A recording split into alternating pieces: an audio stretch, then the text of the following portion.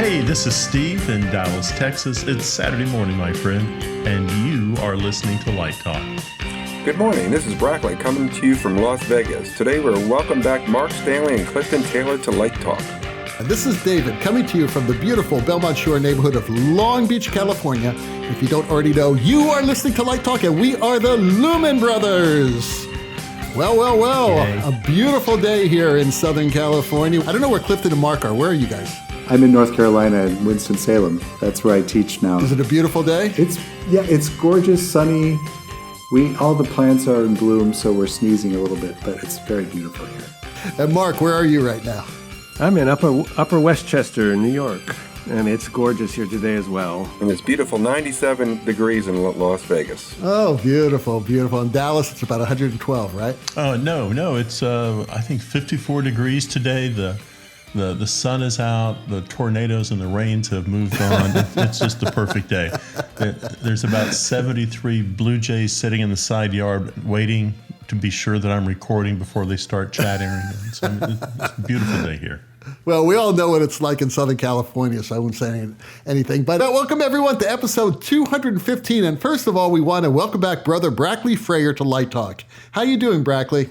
Doing fine. It's been a real strange year. We've been lucky enough to be in person for the whole year. And this past semester, we were able to do 3 of our productions live without an audience. So our designers got to deal with video monitors, etc. So now we're doing well.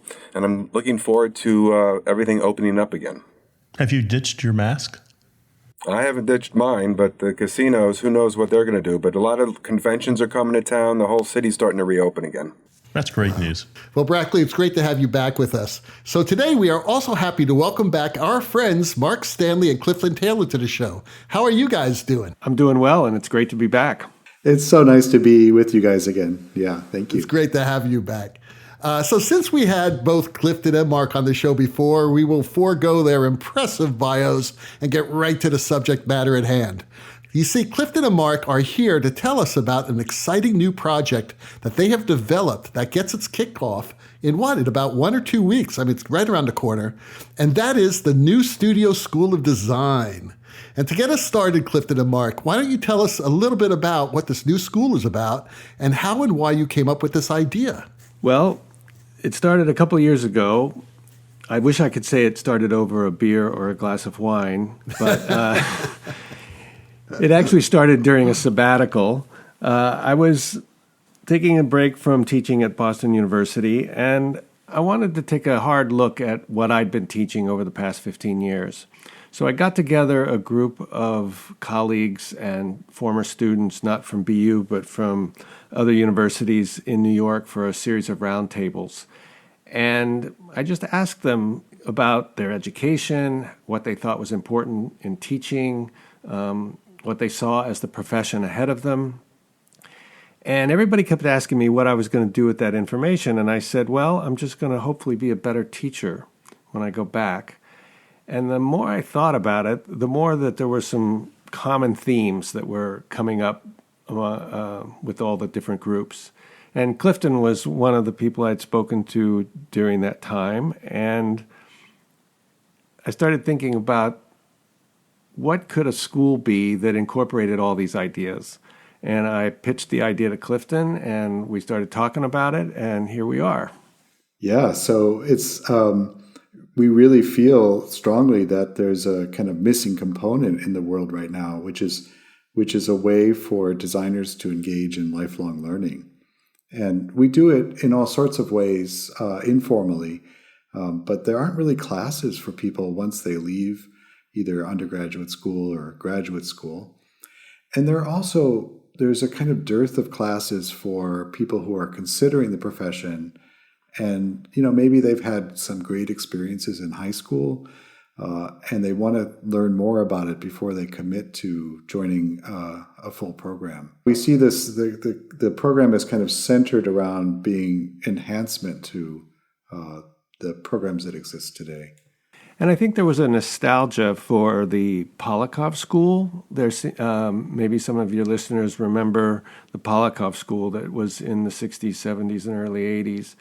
And one of the things that was so exciting about that experience for the people that went through it, Natasha Katz being one of them, Ken Billington, David Perici, Joe Forbes at Scenic Art Studio, was this idea of being able to work and live in New York and study with a vast array of professionals simultaneously.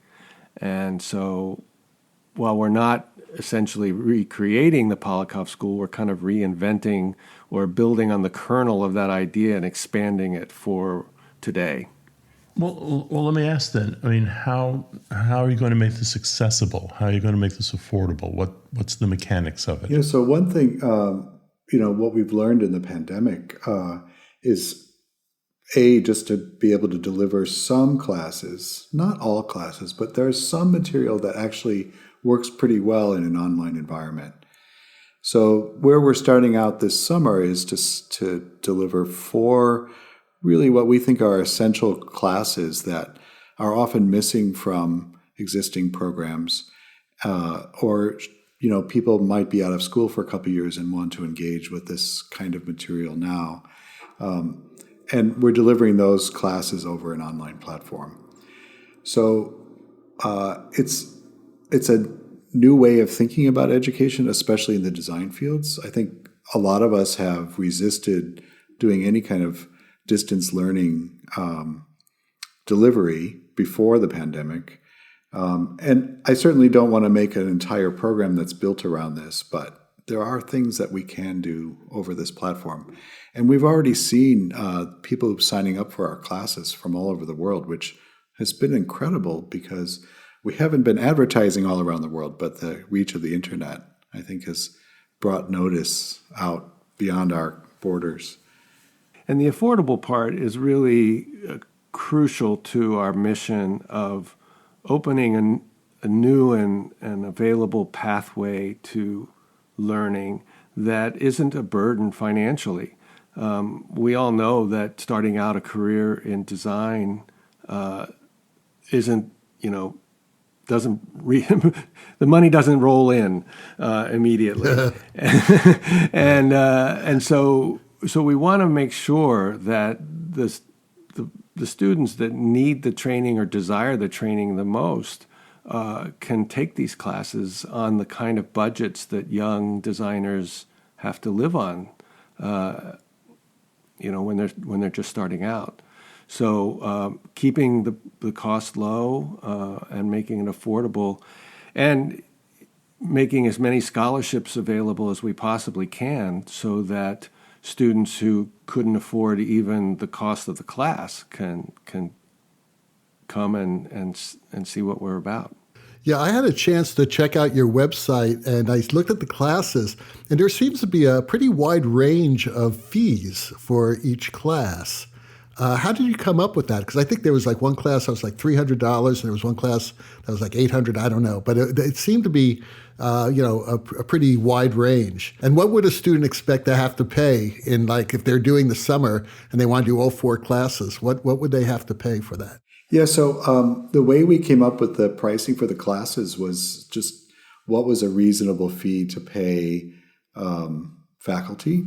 So we kind of came up with an hourly rate to pay faculty and looked at all the other direct expenses for the class, which is, banking charges and any kind of fees for Zoom and stuff like that. And just figured out how much that would cost, and then look at a target of, we were trying to say that each class is not going to have more than 20 people in it, and saying, okay, so what can that cost then, with all these expenses? So that's how we came up with the base fee. And then beyond that, we looked at who the target audience was. So the class that Roma Flowers is going to teach for us, which I'm so excited about this class, which is called So You Want to Be a Lighting Designer. And it's really targeted to emerging artists, to high school students, to people who are considering it. Maybe they've had a great experience in their high school theater program, or they've been out in a community theater someplace and they're thinking about this as a career.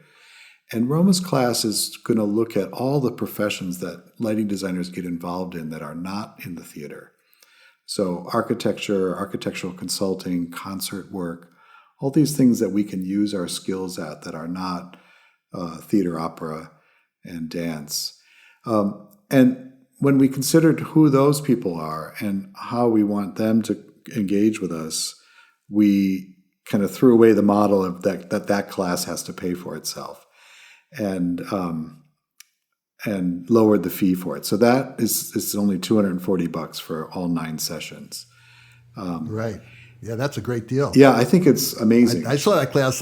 I'm still wondering why I want to be a lighting designer. Maybe I should take that. I think you would be a great addition to the class. And then the other courses, are more geared towards professionals. So like Amit Chandrasekhar is teaching a class about branding and best business practices. It's going to include sessions on really good negotiating skills. And that one is $750. And that's really the cost of that class, partly because there's more hours involved in that class than Roma's class, and partly because, we're just charging what it actually costs to hold it. And one thing that was super important to us from the beginning is that everybody that's coming to teach is getting a fee. So we're not asking people to give their expertise for free. And we feel really strongly about that we're supporting the people who are experts in the industry and they have some kind of expertise that, we compensate them.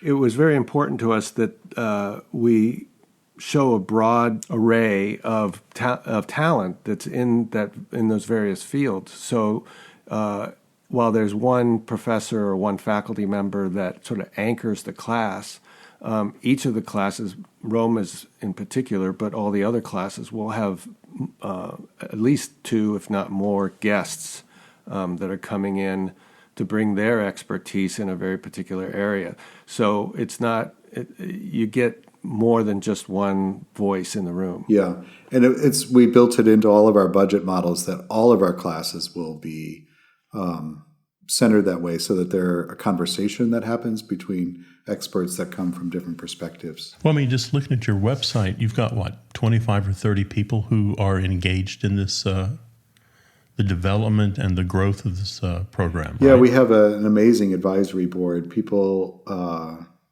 there were a couple of people that said they just didn't have time at the moment to engage with us, but mostly everybody that we reached out to said yes, and we're so grateful for that. And it's really a heavy hitter board. Natasha Katz and Kenny very Posner. heavy hitter. I was very impressed with your faculty. Yeah, very impressed. And how many people have signed up for it so far? You said you've got some students from around the world. Yeah, so right now we have students from Denmark, Mexico, the UK, Canada, and the US, of course. And I would say that there's one class that's almost sold out, but we're probably about half enrolled now. So our target is to have 80 students, by June 1st. And we feel really good about where we're at. And it's every day people have been signing up, and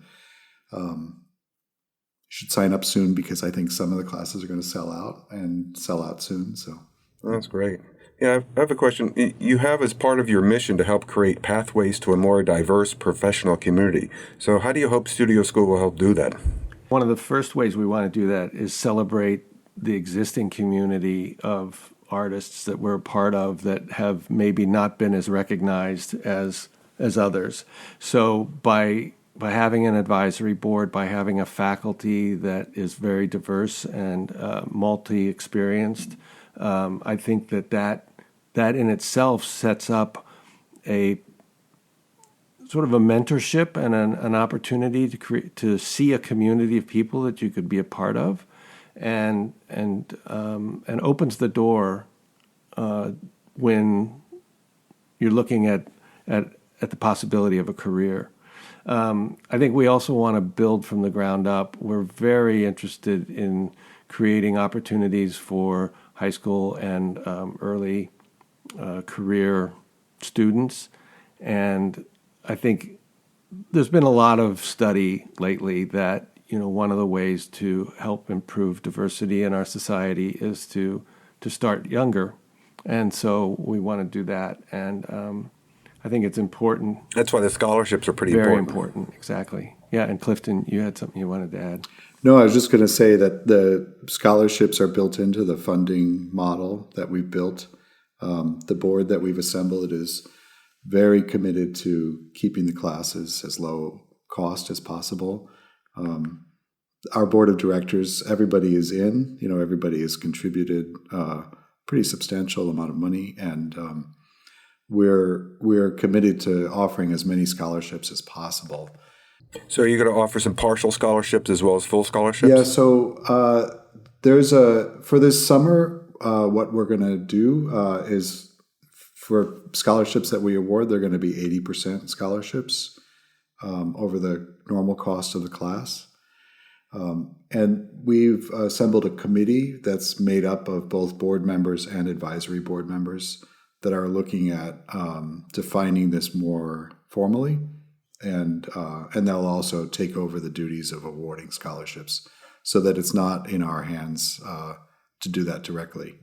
Yes, because I think this is a huge part of your mission, because as you know, when we all go out recruiting, the diversity is not really out there as much as we would like. And this hopefully will bring more people in.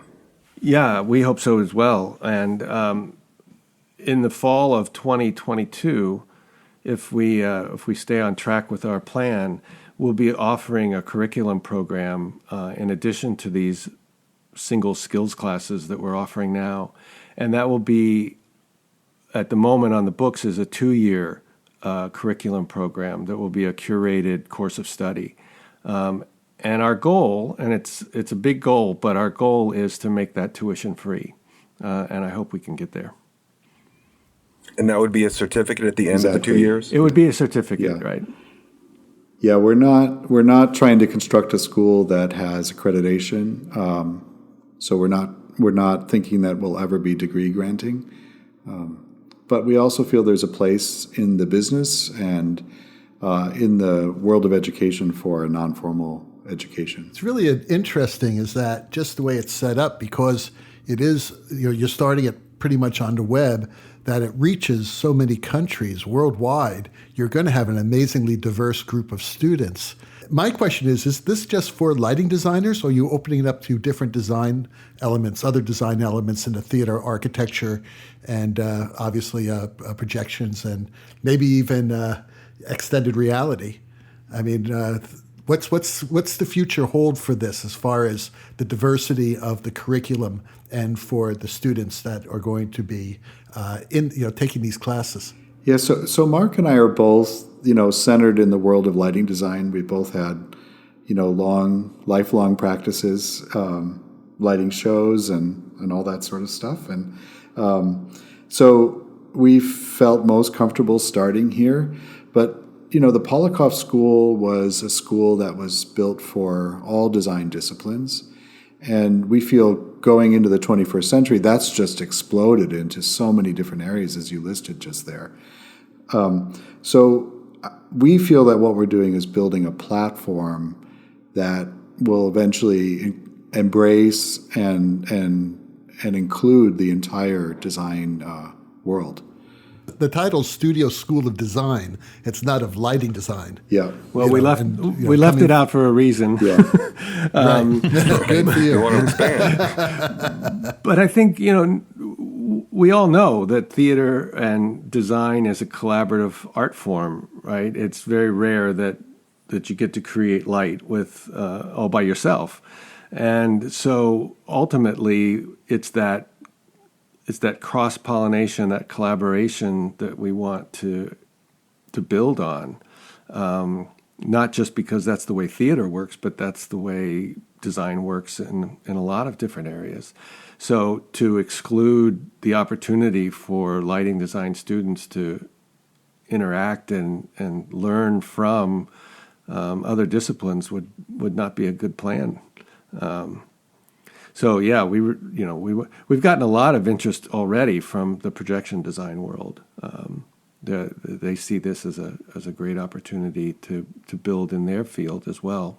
So another question I have is, do you see expanding this to national and international venues? Venues is a tricky word there because, I mean, we're online for the summer and we are international. So the short answer would be yes. But I think that, the difference between now and the Polakof School was, New York was the Mecca, right? And it still is in some ways, but people are doing lighting design across the country and across the world, and we want to be able to reach those people. So we've already started talking to other organizations about how we can do regional intensives or regional workshops.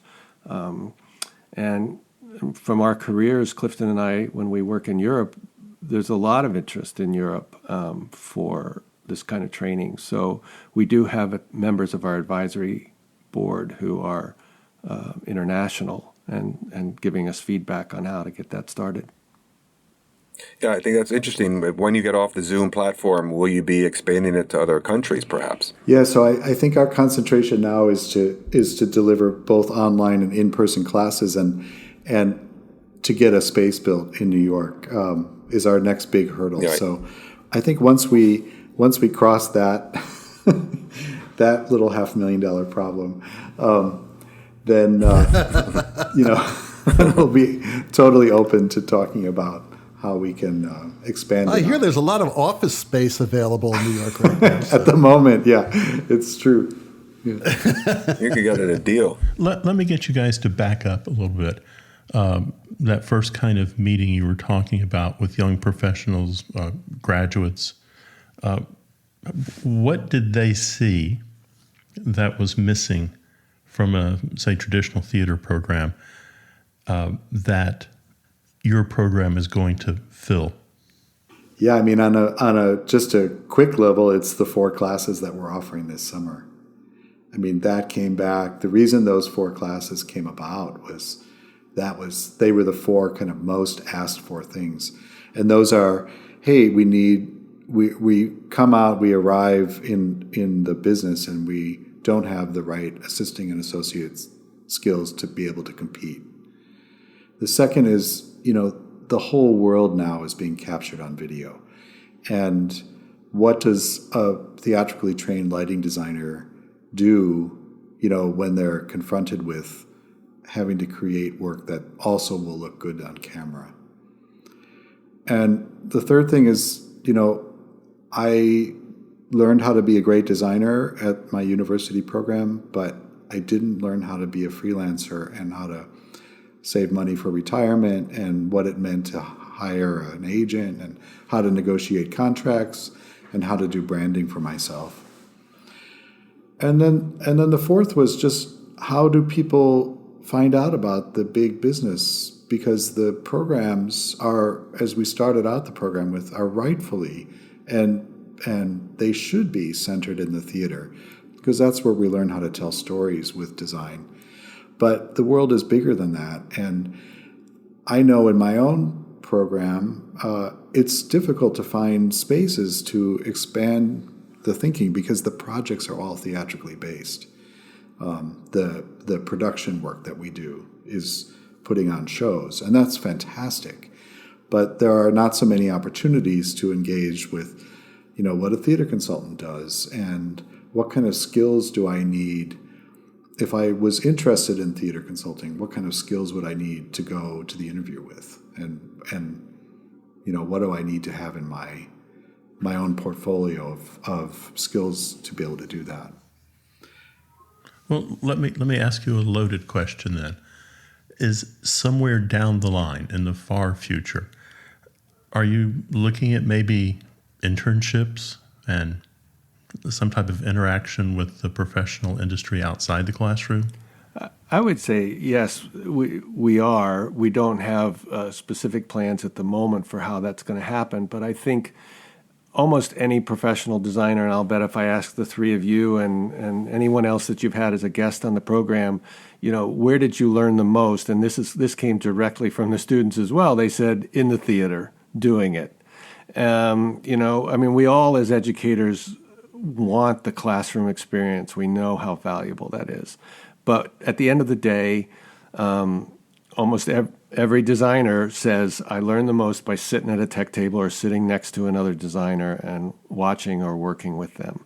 So, I mean, and that's back to this whole collaborative idea too. I mean, we could teach an awful lot about lighting design in the classroom, but at the end of the day, you've got to get out and do it. So, and you've got to do it with other people. Well, you have to be in the hot seat. You do. Making decisions. Yeah. But to add on to what Clifton was saying about the experiences of talking to people, there's an interesting balance that we're trying to find between the educators who want to teach the artist and the professionals who want to hire somebody who's job ready. And the students feel that tension, and they come out of a program not having enough skills in kind of either area. And that's no fault of any program. That's just the nature of how much time they have within a university situation. So if we can plug that gap and find a more holistic balance between teaching the artist and teaching the skill, I think we'll be able to help the profession. I was just thinking about something because you were talking about reaching students and outreach and all that, and you're talking about eventually getting something in New York. Why not think bigger? Why not have something in New York and something in Chicago and something in LA? Because there are a lot of people out there, who can't afford to go to New York. Were you thinking about eventually going there, having several spots where people could actually have classes? Some satellite campuses? Yeah, satellite campuses. Thank you. Yeah, I mean, my thinking has been, there's a world of production going on all around the world, and really very little training outside the U.S. and Western Europe that's formal, and so I actually think the greater need is in Asia and in Europe and in South America, Central America, for classes like this. Yeah, because this could be huge. From your mouth to God's ear. Yes. I mean, it's true, because why not rethink the whole thing? I've been involved in education for a long time, graduate and undergraduate, like you guys, and maybe it's time to just build a new boat. Shake it up. Shake it up, baby. Students go to one school, and no matter how good the teacher is, there's something that teacher's not going to be able to give to that student. Why not supplement it with real-world experience and real-world knowledge in areas that the faculty of that particular school just may not be adept in?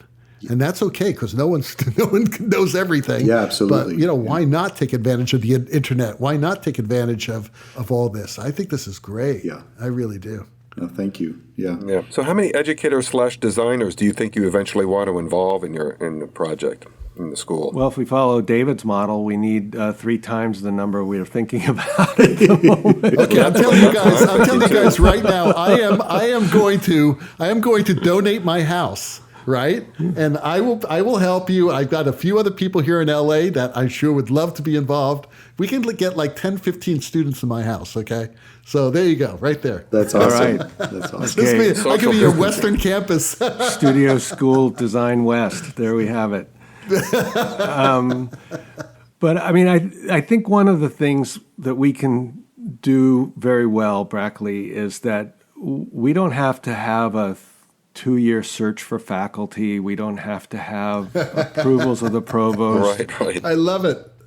No, you mean there's no bureaucracy? No bureaucracy. Fantastic. If one of your listeners calls in and says, you should have a class in this, and we can find that faculty member, or a person to teach it that's in the profession, we can offer that class pretty quickly. And so I think that, there's no limit to how many educators and designers, but I think that's why we call it a community, because we don't want this just to be, people who are the teachers and the students. It needs to span the entire world of design and have, as Clifton said earlier, lifelong learners as well as beginners. So, it's educators, designers, it's community building is what we're interested in. As you said, it's also interested in architecture and television and all the other aspects of what a designer All can of do. it. All of it. That is so important. You got to be marketable. Yeah, and that market is so quickly changing. I mean, I think about you know the thing I wrote the book about, the LED revolution, but also the fact that everything is going to be captured now, and how it never occurred to me until quite recently that I would have to be able to light for a television show.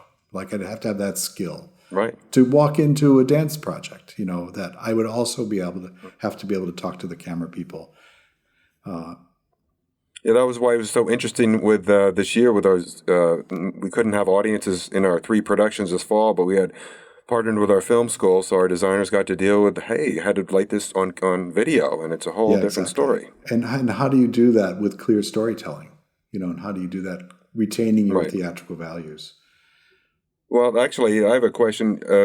How can they learn more about the admittance requirements, or are there any admittance requirements for your courses? We try to describe the kind of target audience for each class, so it is self-selecting. We're not at this point vetting people. It may come to that in the future as classes start to sell out faster, where we really are looking at people's materials to make sure that they fit into the target audience for the class. But at this point, we're happy to engage with people who self-select. Right. If you had some more advanced classes, you might want to have people tell you where they're at before you submit everybody. No, we're doing that now, and we ask for people's web, their portfolio materials and things like that.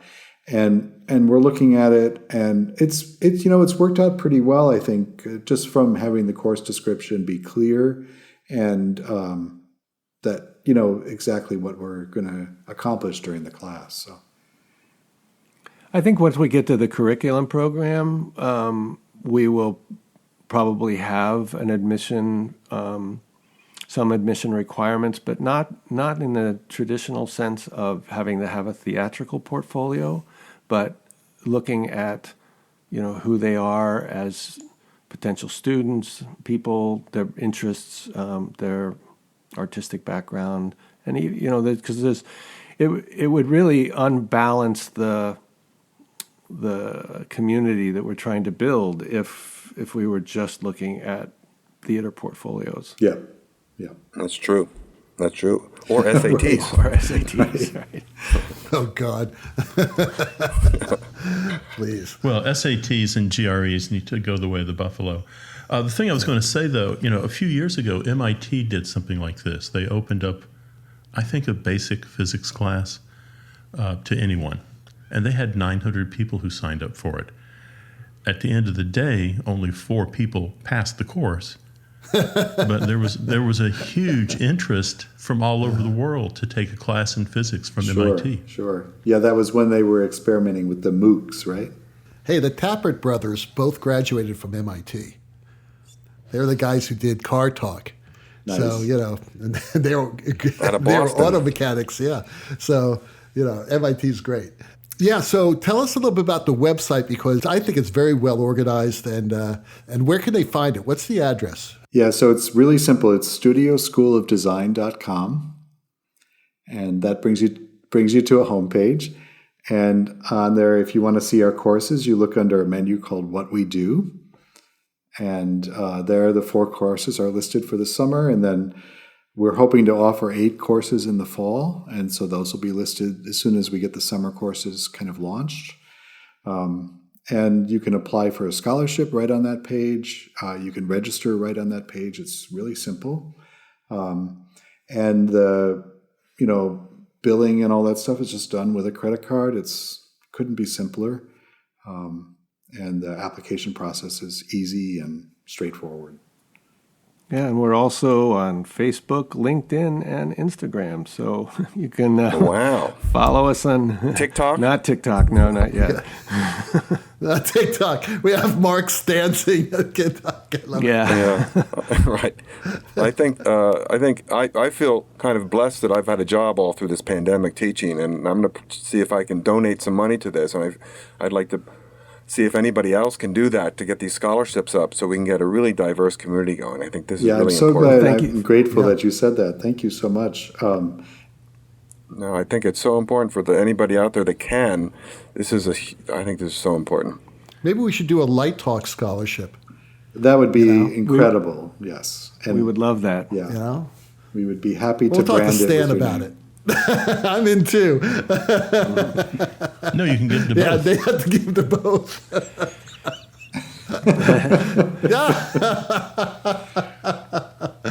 Yeah, like any good school administrator. I've already donated under anonymous. Yeah, anonymous. I think it's a great important thing Thank that you you guys so are much. doing. And Yes, thank you. And I just want to say that when you're on that website, make sure you go to the page that lists all of the advisors and faculty, and that will blow it's you incredible. away. That will blow you away. And there are a lot of really, really heavy hitters in this faculty, and you know, hey, I want to be involved because now I'm semi-retired. I have time. There you go. Anyway, so guys, it's been great to have you on the show today, and we missed you. It's been a while since we've had you on, and it's been a tough year for everybody. But thank God, things are looking up again. The phones are starting to ring again, and I hope you guys are totally involved. Like you have nothing else to do, right? Yeah. You got your shows, and you've got this amazing school you're putting up. So congratulations. It's great to be back with you, and we're really grateful that you're willing to share all this with your audience. Oh, absolutely, and come back and tell us how it's going.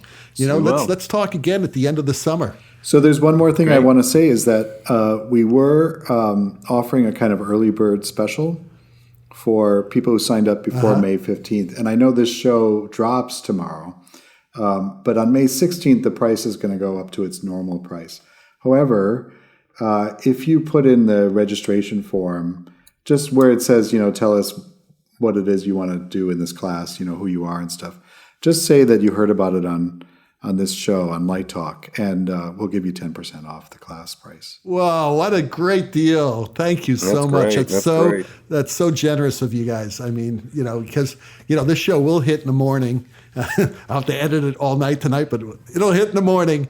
And a lot of people will learn about it, a lot of international people. And I'll tell you one thing, Mark and Clifton, if you get any students from the Faroe Islands, we get half the tuition. Okay? That's good. All right, well, the rocking sounds of the Luminoids tells us that once again you've spent another morning listening to Light Talk. You can hear our show on Spotify, iTunes, Google, YouTube, Live Design Online, and believe it or not, Amazon Prime. Yes, you can buy your crap and listen to us at the same time. Check out our website on lighttalk.org for future guests, and be sure to follow us on Facebook and subscribe to our podcast. That way you will not miss a second of Light Talk insanity. No guarantee is offered regarding the accuracy of any statements or opinions made on this podcast. However, if you do decide to litigate, the law firm of Flecht, Flocked, Flare, and Glare and their paralegal Snoot will defend us until our retirement funds are depleted. Light Talk is written and produced by the Lumen Brothers, coming to you from Long Beach, Sin City, New York, Boston, North Carolina, deep in the heart of Texas. A lot of places today. Everywhere. And be sure to join us next week when we welcome back Lumen sister Ann McMills and our special guests, Jeff Bravitz and Jim Moody, to talk about their new book. Light Talk, broadcasting questionable Lumen knowledge and humor around the world. So we'll see you all next Saturday morning. Thank you guys for being on the show with us, and bye-bye from Light Talk. Light Talk.